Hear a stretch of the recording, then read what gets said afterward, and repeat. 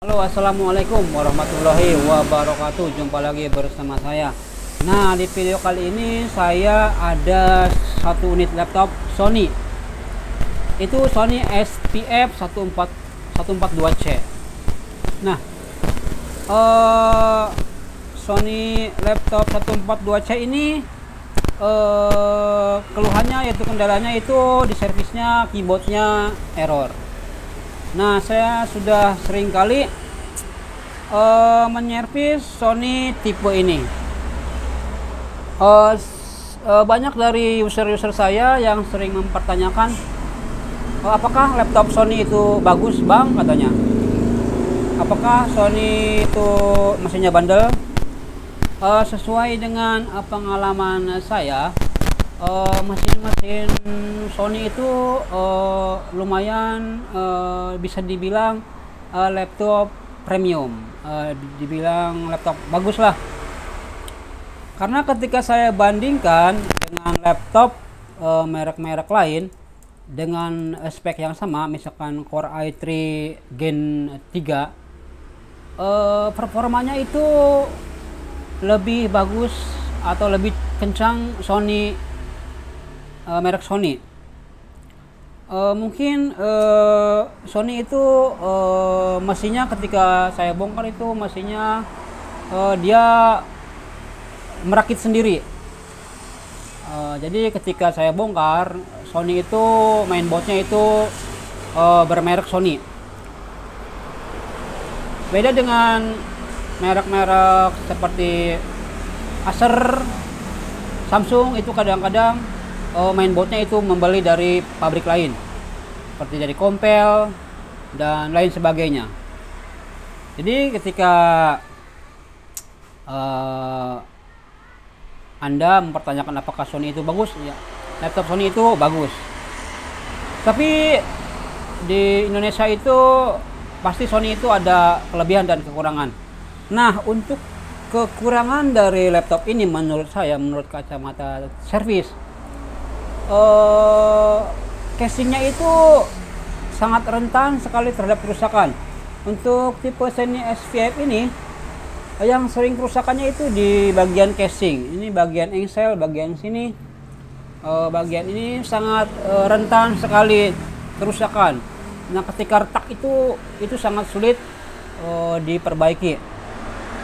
Sama seperti casing-casing Toshiba itu sangat rentan sekali. Tetapi ini saya banyak sekali mesinnya yang sangat bandel dan sangat enak dipakai, tidak lemot.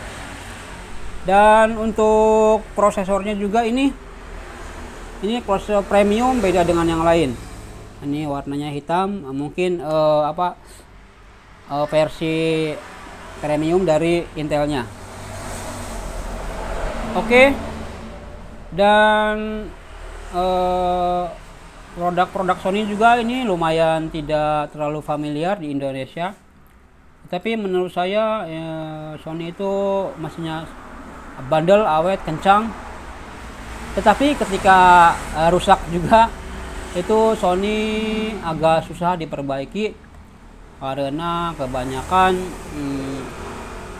mainboardnya itu tidak ada tulisan di bagian komponennya, jadi agak susah. Kemudian kekurangannya lagi dari Sony yaitu part-partnya yang agak susah dicari di Indonesia.